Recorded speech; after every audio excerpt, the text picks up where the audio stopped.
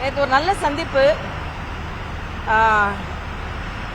மேடைகளில் தான் அரசியல் நிகழ்வு இல்லை,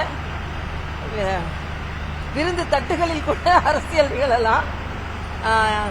நல்ல விருந்து, நல்ல சாப்பாடு, எல்லா வகையான பாரம்பரிய உணவு வகைகளும் இருந்தது, சிறுதானிய வகைகளும் இருந்தது, வெளிநாட்டு உணவு வகைகளும் இருந்தது. ரொம்ப மகிழ்ச்சி. ஆனா நாங்க எல்லாம் மகிழ்ச்சியாக அதை உண்டு மன மகிழ்ச்சியை பகிர்ந்து கொண்டு நாங்கெல்லாம் ஆரோக்கியமா தான் இருக்கோம். ஆனா இந்த கூட்டணி விருந்தை பார்த்து சில பேருக்கு அஜீரணம் வந்து விட்டது. எங்களுக்கெல்லாம் சீரணிச்சிச்சு, ஒன்றும் பிரச்சனை இல்லை. ஆனா அஜீரணம் ஏற்பட்டு இந்த கூட்டணி, அடிமை கூட்டணி, அந்த கூட்டணி, இந்த கூட்டணி அப்படின்னு நாங்க கூட்டை பத்தி நல்லா பேசணும். கூட்டை நன்றாக நாங்கள் விரும்பி சாப்பிட்டோம். ஆனால் அந்த கூட்டணியை எதிர்கூட்டணியினால் திமுக, காங்கிரஸ், விடுதலை சிறுத்தைகள் போன்றவர்களால் சீரணிக்க முடியவில்லை. அதனால இந்த கூட்டணியை பத்தி என்னெல்லாம் பேசணுமோ பேசிக் கொண்டிருக்கிறார்கள். அதை பற்றி நமக்கு கவலை இல்லை. ஒரு நல்ல ஆரோக்கியமான சந்திப்பு. அதே நேரத்தில் இன்னைக்கு மரியாதைக்குரிய முதலமைச்சர் வின்ஃபாஸ்ட் அங்க போயிருக்காரு. பல உதிரி பாகங்களை தூத்துக்குடியில் தயாரிப்பதற்கு காரணம், தூத்துக்குடியில விமான நிலையம் விரிவாக்கப்பட்டிருக்கிறது, தூத்துக்குடி துறைமுகம் விரிவாக்கப்பட்டிருக்கிறது. இந்த விரிவாக்கப்பட்டதனால் அந்த வெளிநாட்டு நிறுவனங்களுக்கும் மற்ற நிறுவனங்களுக்கும் ஒரு நம்பிக்கை வருகிறது. அதனால முதலீடுகள் வெளிநாடுகளில் இருந்து மற்ற நிறுவனங்களிலிருந்து எப்படி வருகிறது என்றால் இந்தியாவின் பொருளாதாரம் மேம்பட்டு இருக்கிறது. அதனால உங்களுக்கு முதலீடு வருகிறது. நான் ஒன்னு சொல்றேன், ஸ்டெர்லைட் இன்னைக்கு அது மூடப்பட்டு இருக்கிறது. அதில் வேலை இழந்த தூத்துக்குடியை சார்ந்த மக்களுக்கு இவர்கள் முன்னுரிமை அளிக்க வேண்டும் இப்பொழுது உள்ள தொழிற்சாலைகளில் என்பதையும் நான் கேட்டுக்கொள்கிறேன். ஏன்னா அங்க பல பேர் துன்பத்தில் உழன்று கொண்டு இருக்கிறார்கள் என்பதை நான் இங்கே தெரிவித்துக் கொள்கிறேன். அதே மாதிரி ப. சிதம்பரம் காவி தீவிரவாதம்னு ஒன்னு சொன்னார்.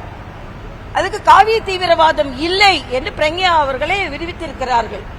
அது மட்டுமல்ல, மோடி அவர்களையும் RSS தலைவர் அவர்களையும் குற்றம் சாட்டுவதற்கு அவர்கள் எங்களை வற்புறுத்தினார்கள் என்று சொன்னார்கள். அதுவே தப்பு, காவி தீவிரவாதம் என்று சொன்னது. இன்னைக்கு 6 லட்சம் பீகாரிகள் இங்கே வந்து ஓட்டுக்கு வந்துருவாங்க, அதனால அது தடுக்கப்பட வேண்டும் என்று ஒரு பொய்யான செய்தியை ஒரு உள்துறை அமைச்சராக இருந்தவர் சொல்கிறார்.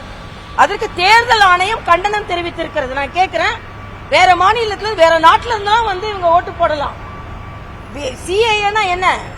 அந்த பார்டர்ல உள்ள மற்ற நாட்டை சார்ந்தவர்கள் நம்ம நாட்டுக்குள்ள வந்துடக்கூடாதுன்னு சொன்னா, ஆனா உங்களுக்கு மற்ற மாநிலத்தை சார்ந்தவர்கள் இங்க எல்லா வேலையும் வாங்குவீங்க, ஆனா அவர்கள்ட்ட பண்ண முடியாது. நான் கேட்கிறேன், பிரியங்கா காந்தி எப்படி அங்கிருந்து வந்து இங்க ஓட்டுக்கு நின்னாங்க?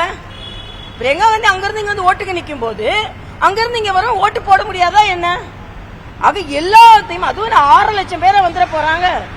எல்லாவற்றிற்கும் பயம். இப்பவே தேர்தலில் 2026 திமுக இண்டி கூட்டணி தோற்க போகிறது. அது சிதம்பரத்துக்கு நல்லா தெரியும். அதுல இப்பவே 6 லட்சம் பீகார் போட்டதுனாலதான் நாங்க தோத்து போனோம் அப்படின்னு ஒரு கதையை சொல்லலாம்னு இப்பவே சொல்ல ஆரம்பிச்சிருக்காங்க. தேர்தல் ஆணையம் சரியான விளக்கத்தை கொடுத்திருக்கிறது. அதனால இன்னைக்கு மிக மிக மோசமான ஒரு அரசு நடந்து கொண்டிருக்கிறது.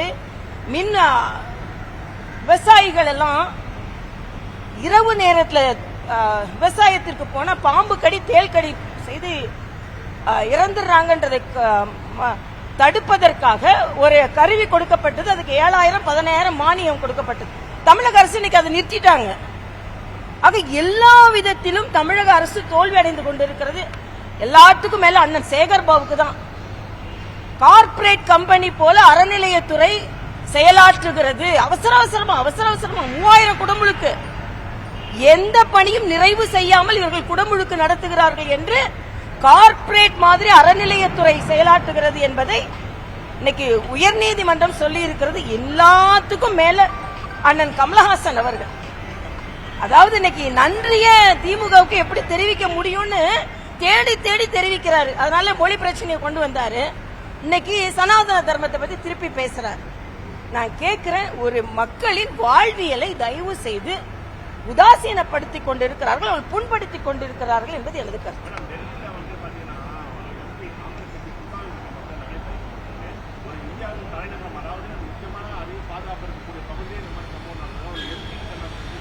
தவறுதான். திருடு எங்க நடந்தாலும் தவறுதான். உடனே என்னமோ டெல்லியில நடந்தா தவறு இல்லைன்னு சொல்ல முடியாது. அது வந்து காங்கிரஸ் திமுக காரங்க அப்படி சொல்லுவாங்க. எங்கே நடந்தாலும் தவறுதான். பாதுகாப்பாக பெண்கள் இருக்க வேண்டும். அவங்களோட செயின் பறிக்கப்பட்டது தவறுதான் இந்த கருத்து.